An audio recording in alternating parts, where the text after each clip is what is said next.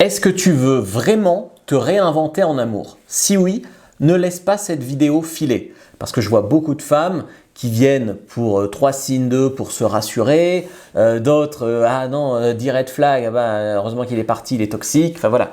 Si toi tu essaies de changer ta vie depuis des années, que tu travailles des fois sur tes habitudes, ta discipline, ta motivation, et qu'il n'y a rien qui tient dans le temps, que tu dis ah plus jamais un mec comme ça et puis après c'est reparti avec un mec comme ça, c'est pas que tu es nulle ou que tu es paresseuse ou encore moins que tu es malchanceuse, d'accord? Je veux dire, on peut être malchanceuse une fois en amour, ça peut arriver de tomber sur un mauvais gaillard.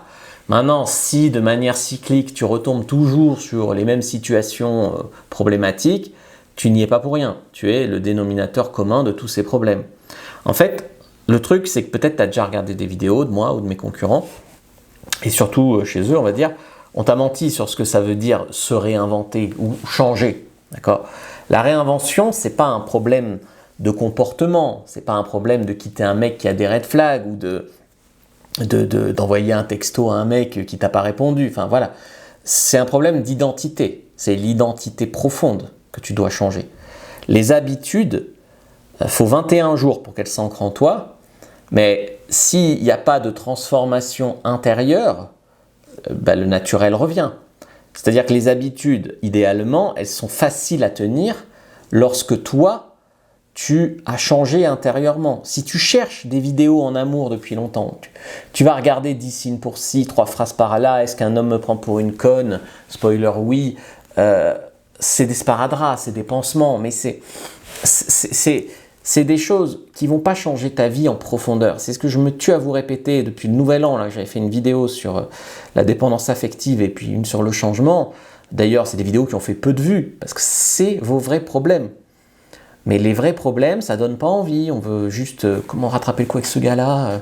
Voilà. On te répète souvent que pour changer ta vie, il faut, je sais pas, se lever plus tôt, faire du sport, méditer, aller à la salle, faire courir, être constante dans tes efforts avec un homme et puis finira par tomber amoureux ou adopter de meilleures habitudes, perdre du poids, s'habiller mieux selon celles qui veulent te vendre des vêtements. Tout ça, c'est pas faux si tu veux. Il vaut mieux être plus sportive, mieux habillée. Enfin, oui, c'est vrai d'une certaine manière, mais c'est tellement incomplet et c'est trop lent. Parce que je vois des femmes qui disent ah mais quand j'aurai perdu 5 kilos, je trouverai le bon. C'est des choses qui n'ont rien à voir. Cette vidéo doit vraiment te faire comprendre pourquoi tu te sens immédiatement différente. Par exemple, quand tu es en vacances ou dans une nouvelle ville, ce qu'on appelle un peu le syndrome du Club Med, tu es ailleurs, un nouveau départ, ici on ne me connaît pas, j'ai une nouvelle identité, je peux faire ce que je veux, machin. Mais ça, c'est la vraie toi. Et c'est la vraie toi qu'on aimerait voir s'exprimer aussi dans ton lieu de résidence à vie. Changer d'environnement, ça peut fonctionner. Des fois aussi, il faut changer des routines de vie. Mais des fois, les gens ils disent « ouais, je vais changer, je vais arrêter de fumer, je vais aller courir ». Et puis ça ne tient pas, évidemment. Parce que les gens rechutent dès qu'il y a du stress, de la fatigue, dès qu'ils retournent chez eux, leur ancien cadre. Voilà, le vrai levier du changement, c'est pas ce que tu décides sur un coup de tête et que tu tiens pas, c'est pas ce que tu fais un jour, quoi. C'est ce que tu t'autorises à être. Parce que l'identité que tu as de toi, elle précède le changement. Donc aujourd'hui, par exemple, tu dois décider d'être une fille féminine qui attire des hommes masculins, qui teste les hommes et qui les fait courir. Voilà, tu dois décider que tu es libérée au lit, que tu arrêtes d'être trop timide. Enfin voilà. La timidité d'ailleurs c'est un comportement, ce n'est pas une attitude. C'est toi qui décides d'être timide parce que par certains côtés ça te fait souffrir mais par d'autres ça t'arrange, ça te protège. La différence cruciale entre faire semblant d'être quelqu'un, ça c'est ce que je reproche, toutes ces vidéos féministes, soit une femme forte, soit indépendante, nanana, ça c'est fait semblant. Moi c'est pas ça que je veux, bien sûr que je veux ton bien et que je veux que tu t'améliores et tout ça, mais déjà je veux pas de rancœur ou que tu écrases les mecs, ça sert à rien ça. Et je veux pas non plus que tu fasses semblant, je veux que tu incarnes. Parce que dès que ça sonne faux, ça fait pitié. Le piège invisible, vraiment, c'est de faire des progrès, de voir que ça marche, mais pas assez longtemps. Donc par exemple, tu séduis un mec qui a l'air bien et puis t'arrêtes tout. Et puis après, en fait, tu t'aperçois qu'en fait, avec lui, ça le fait pas, mais tu restes quand même avec lui. Et tu te fais avoir. Tu sais, des fois, c'est tes ex ou tes proches qui te ramènent à l'ancienne version de toi. Moi, par exemple, j'avais des potes, ou même mon frère, quand j'ai commencé à arrêter d'être aussi timide et à aller draguer des filles, ou même quand j'ai lancé ma chaîne YouTube et que maintenant je suis à mon compte depuis 10 ans bientôt, plus même, je veux dire, combien, c'est mes proches qui m'ont dit c'est nul, c'est ridicule, tu vas pas faire ça, nana, nana, nana.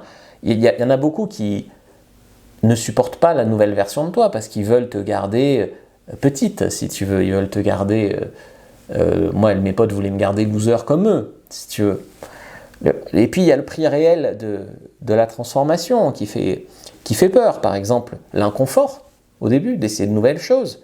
Le prix à payer, si par exemple tu prends une formation, que ce soit l'académie, un coaching, dev perso, mais on dit de façon que tu ne vas pas bouger tant que la douleur de rester dans ta situation où ça ne marche pas n'est pas supérieure au prix à payer pour changer. Pourquoi il n'y a pas de renaissance sans laisser mourir une ancienne version de toi? Mais cette version de toi, comme je te disais tout à l'heure, peut-être que par certains aspects, tu y es bien. Et ça, c'est quelque chose où il faut être au clair avec toi. Cette vidéo, elle n'est pas là pour être motivante au sens classique du terme. Elle est là pour déclencher. Et si elle t'a un peu énervé, c'est pas grave, c'est plutôt bien même. Si tu es prête à évoluer et à persévérer avant même que les résultats soient visibles, si tu es prête à faire un travail profond sur aussi des croyances limitantes, sur l'estime de toi, sur ton histoire de vie,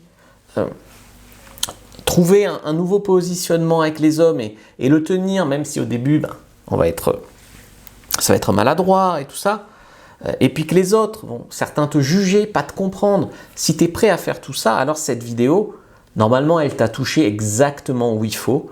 Donc, inscris-toi à la newsletter, prends ta fiche sur comment être une femme fatale, première inscription de la vidéo, lien en commentaire épinglé, lien dans la bio si tu regardes en format vertical.